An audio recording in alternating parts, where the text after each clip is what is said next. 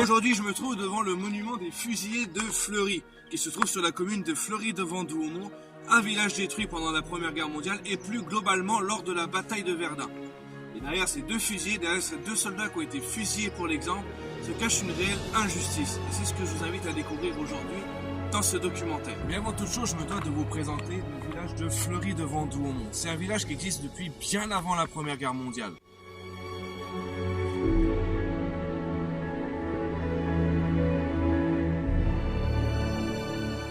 En 1913, il compte à peu près 422 habitants qui vivent de l'agriculture céréalière, mais qui vivent aussi du travail du bois. En 1870, suite à la guerre franco-prussienne et à l'occupation prussienne à Verdun, il échappe à tout dégât, puisqu'il est relativement assez loin. Il se situe à 7,4 km de la ville de Verdun. Après la guerre de 1870, on a construit à proximité du village de Fleury-devant-Douaumont une voie ferrée que beaucoup de Meusiens connaissent sous le nom du Taco ou le chemin du Taco. Il y avait donc une gare. Il y avait donc une gare à Fleury pour desservir ce train. Et cette gare, vous la connaissez tous. Eh bien, cette gare, c'est celle-ci, le mémorial de Verdun. En effet, le mémorial de Verdun, qui va être inauguré en 1967 par Maurice Genevoix et le Comité national du souvenir de Verdun, est positionné sur l'ancienne gare de Fleury-devant-Douaumont. La gare de 1916 a totalement été détruite.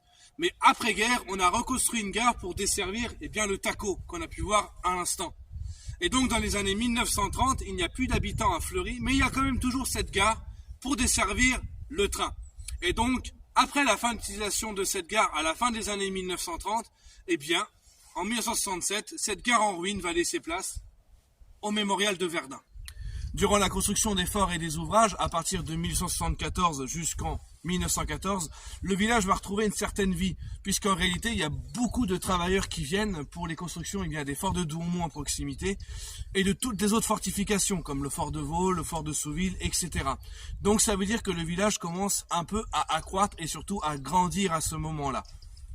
En 1914, après la bataille de la Marne, le front est figé à quelques kilomètres du village de Fleury-devant-Douaumont, mais les dégâts sont encore inexistants. Mais le 21 février 1916 arrive la bataille de Verdun, et là ça va changer pour le village de Fleury-devant-Douaumont qui va vivre un destin tragique. Déjà en 1915, le village de Fleury-devant-Douaumont appartient donc maintenant à la région fortifiée de Verdun. Et il va subir de plein fouet cette bataille de Verdun qui va commencer au 21 février 1916. Car dans cette bataille de Verdun, le village de Fleury-devant-Douaumont sera littéralement au cœur des combats. Et surtout lors des combats du 23 juin 1916 où les Allemands vont faire venir leurs meilleures troupes, donc des corps bavarois, des corps alpins, mais aussi des troupes fraîches revenues de Serbie. Ces meilleures troupes d'élite dans le but de faire une offensive décisive en raison des préparatifs qui se passent dans la Somme, avec l'offensive franco-britannique dans la Somme. Quand les Allemands vont arriver ici, ils vont déferler dans le village et ils vont le prendre. Au final, durant toute la bataille de Verdun, le village détruit de Fleury-devant-Douaumont sera repris et repris 16 fois. 6 obus au mètre carré vont tomber sur le village qui va tout simplement laisser une empreinte indélébile sur le champ de bataille de Verdun d'un village complètement rasé et qui maintenant fait place à des creux et des bosses. Les Allemands vont se rendre maîtres donc du village de Fleury-devant-Douaumont au 23 juin 1916. Mais il va y avoir encore des combats dès le 13 juillet 1916 jusqu'au 5 août 1916 puisque en réalité les Allemands tentent 2 offensives. Ils ont déjà tenté du côté de Froidterre, mais aussi de Fleury-devant-Douaumont et du bois de Vaux-Chapitre, mais ça a échoué. Et donc ils vont retenter le 12 juillet 1916 une ultime offensive avec 40 000 hommes où ils vont tenter de prendre le fort de Souville et ensuite descendre aux environs de la ville de Verdun pour pouvoir enfin la prendre. Cette offensive se passe avec 40 000 hommes, mais c'est à nouveau un échec. Le front est donc stabilisé au niveau du lion de Souville, comme on peut voir quand on monte sur le champ de bataille de Verdun. Mais il faut quand même reprendre ce village de Fleury-devant-Douaumont puisque les Allemands, durant leur ultime offensive, se sont rendus maîtres de la poudrière de Fleury et ils sont à seulement 5 km de la ville de Verdun, à tel point qu'ils voient les tours de la cathédrale de la ville de Verdun directement à leur position au niveau du lion de Souville qu'on peut trouver sur le champ de bataille de Verdun. Mais il faut donc reprendre le village car maintenant, même si l'Allemand a été arrêté, il est encore menaçant pour la ville de Verdun. Et ça va être le travail du RICM, du Régiment d'infanterie coloniale du Maroc, qui le 18 août 1916, après de lourds combats, reprend le village de Fleury-devant-Douaumont. À ce moment-là, le RICM fait partie de la 38e division d'infanterie dirigé par le général Guyot de Salins, et le RICM, donc le régiment infanterie coloniale du Maroc, est lui dirigé par le lieutenant-colonel Régnier, et c'est eux qui vont reprendre le fort de Douaumont, le célèbre fort de Douaumont, le 24 octobre 1916. Le 21 février 1916, le village de Fleury-devant-Douaumont est réveillé par les premiers coups de canon de la bataille de Verdun. Donc immédiatement, on évacue les civils. Contrairement à ce qu'on peut penser, durant la bataille de Verdun, durant les combats qui vont se jouer dans le village, il n'y a plus les civils puisqu'ils sont évacués. Mais imaginez-vous leur état d'esprit, puisque au moment de les évacuer, donc déjà vous êtes réveillés par des coups de canon, et en plus de ça, on vous demande de prendre quelques affaires, de prendre une valise et de partir de votre village, dans lequel vous êtes peut-être né, dans lequel vous avez peut-être bâti un commerce, ou dans lequel vous aviez votre ferme et votre maison. Et bien ces personnes-là, quand elles sont parties, elles n'étaient pas sûres, après la bataille de Verdun, de retrouver leur maison et de retrouver leur village. Et donc imaginez-vous leur état d'esprit quand ils ont retrouvé ceci.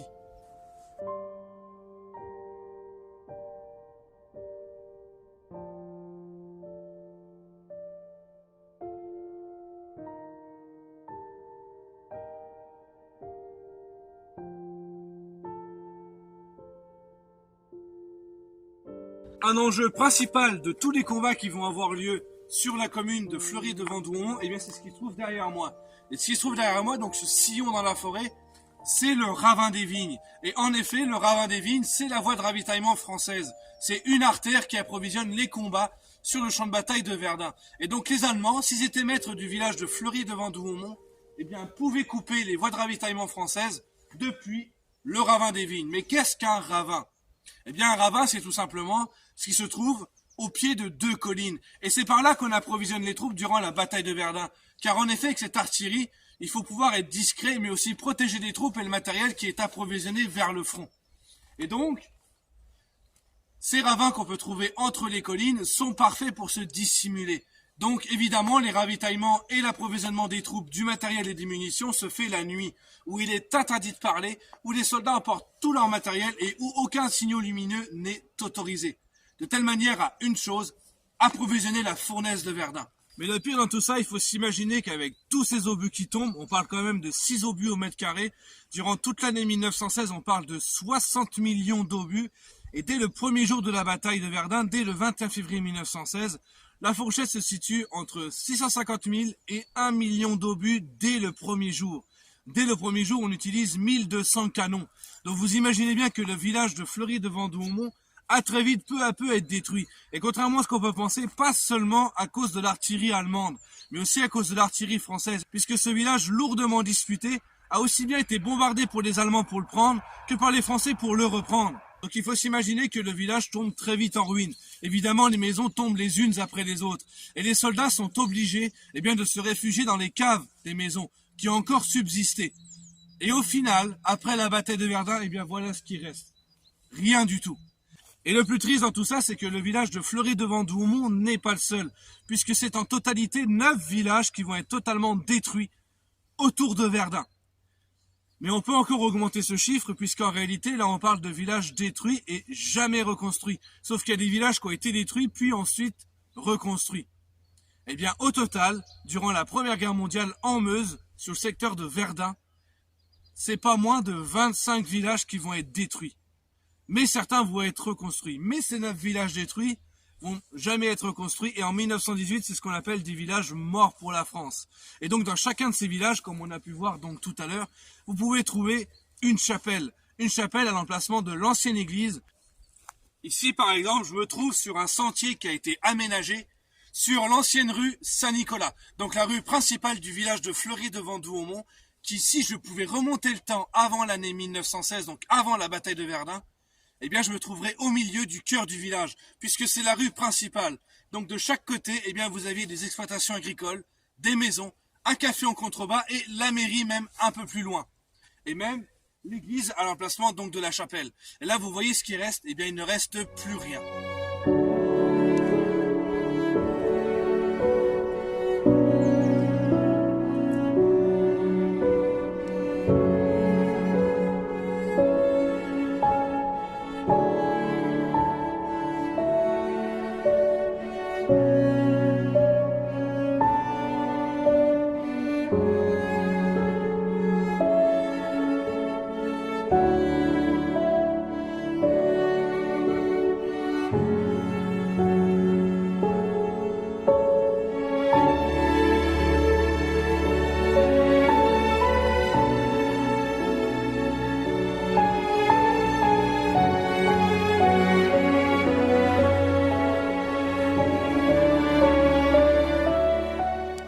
Après cette longue mais nécessaire présentation du village de Fleury-devant-Douaumont au cœur des combats de la bataille de Verdun, on peut donc revenir à notre histoire des fusillés de Fleury. Quelle histoire se cache donc derrière ce monument? Eh bien, c'est celle-ci.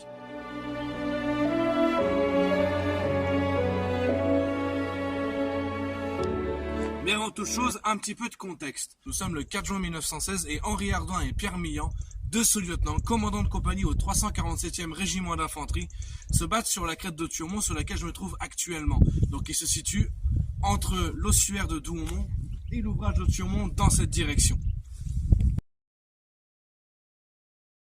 Les combats sont excessivement lourds et les pertes le sont également. Les assauts allemands sont totalement irrésistibles. Sans cesse, les Allemands surenchérissent. Du fait de ces lourds combats, le 9 juin 1916, le 347e RI est menacé d'encerclement. Il faut s'imaginer que les chefs tombent les uns après les autres et il reste de moins en moins d'hommes valides. Il arrive à un moment où Henri Ardouin et Pierre Millan n'ont plus qu'à disposition une quarantaine d'hommes et 8 mitrailleuses. Mais malgré ces moyens critiques, Henri Ardouin et Pierre Millan veulent continuer le combat. Henri Ardouin et Pierre Millan sont conscients d'une chose, rester aux environs de Thioumont et du suicide. Il sera impossible de tenir la place. Et donc, dans leur périple de repli, ils vont trouver un autre régiment stationné aux environs de Fleury-devant-Douaumont, qu'ils vont vouloir rejoindre. Ils vont vouloir le rejoindre, mais le commandant de ce régiment va refuser. Il va refuser d'intégrer Henri Ardouin, Pierre Millan et sa petite escouade dans son régiment. Devant ces situations critiques, Henri Ardouin et Pierre Millan décident de se replier. Donc ils vont déjà se replier aux environs de Fleury-devant-Douaumont, là où on se trouve aujourd'hui, et ensuite redescendre vers la citadelle souterraine de Verdun, où ils vont être dénoncés. Ils vont être dénoncés et sous ordre du général Boyer, ils vont être ramenés ici le 11 juin 1916 aux environs des bois de Fleury-devant-Douaumont et vont être exécutés. Exécutés pour l'exemple et donc pour trahison et désertion. Mais derrière cette exécution arbitraire se cache une réelle injustice. En effet, l'exécution des deux hommes, donc Henri Ardouin et Pierre Millan, était totalement illégale. Le 27 avril 1916, une loi était passée dans les cours martiales qui obligeait les juges dans les cours à permettre à l'accusé et au prévenu de se défendre avant d'être exécutés. Donc cette exécution arbitraire des deux hommes était totalement illégale. En plus de ça, comme on a pu le voir, ils voulaient continuer le combat, mais ils ne pouvaient plus. Ils avaient tenté d'intégrer ce régiment et ça avait été refusé. Donc tout naturellement, ils étaient revenus sur les environs de Verdun. De toute manière, c'était du suicide. Donc imaginez-vous leur état d'esprit. Quand vous avez tenté de continuer le combat, qu'on vous a refusé, et qu'ensuite, après, on vous a ramené ici, et qu'on vous a exécuté. Imaginez-vous l'état d'esprit et imaginez-vous l'injustice derrière ces deux hommes. Il faut s'imaginer aussi une chose, c'est que ce peloton d'exécution, les deux officiers étaient très respectés au sein du 347e régiment d'infanterie. Et c'est Henri Ardouin lui-même qui a dirigé le peloton d'exécution. Mais imaginez-vous, quand vous êtes allé au-delà de vos moyens, quand vous avez mis tous les moyens en œuvre pour combattre et que vous êtes allé jusqu'aux extrêmes limites, et que vous avez une telle reconnaissance, eh bien ça va être le cas de 600 soldats durant la Première Guerre mondiale qui vont être exécutés pour l'exemple. Et donc le 11 juin 1916, eh bien Henri Ardouin et Pierre Millan sont exécutés, fusillés pour l'exemple. Mais les exécutions arbitraires d'Henri Ardouin et Pierre Millan vont faire prendre conscience à l'opinion publique de la cruauté des états-majors. Mais grâce à l'opinion publique, grâce à la pression publique sur l'armée et l'État, entre 1919 et 1934, c'est pas moins d'une quarantaine de condamnés à mort, donc d'exécutions arbitraires et donc de soldats fusillés pour l'exemple, qui vont être réhabilités. Et pour Henri Ardouin et Pierre Millan, il va falloir attendre un petit peu de temps, et notamment grâce à l'intervention d'une personne. Eh bien cette personne n'est ni plus ni moins que Ferland Ardouin, qui est la veuve de Henri Ardouin, qui va saisir les droits de l'homme et une enquête va avoir lieu. Et en 1921, Louis Barthou, qui était à ce moment-là ministre de la guerre, va écrire aux deux familles, donc à la famille Ardouin et Millan, en reconnaissant que l'exécution des deux hommes était tout simplement illégale et non en vigueur avec la loi du 27 avril 1916. Donc on retire la notion de fusiller dans leur acte de décès, qu'on remplace avec mort pour la France. Mais la justice n'a pas été globalement rendue pour les deux hommes, puisqu'ils ne sont pas réhabilités. Mais il faut attendre 1926 et de lourdes démarches administratives effectuées par Ferland Ardouin pour enfin réhabiliter les deux hommes. Donc 10 ans après la bataille de Verdun. Il faudra attendre 10 ans après la bataille de Verdun pour que les deux hommes et enfin une justice qui leur soit rendue. En 1919, on avait exhumé les 2 soldats. Henri Ardouin, quant à lui, repose au cimetière de l'Est à Reims et Pierre Millon repose à la nécropole nationale de Douaumont avec la tombe 6177.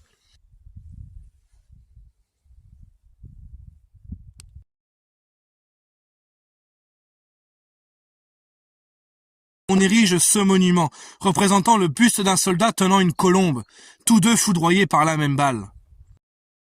Un ultime hommage aux 2 hommes, lâchement exécutés. À l'occasion des commémorations de l'armistice à Douaumont, Nicolas Sarkozy, alors président de la République française, a déclaré que ceux qui furent exécutés alors ne s'étaient pas déshonorés, n'avaient pas été lâches, mais simplement ils étaient allés jusqu'à l'extrême limite de leur force.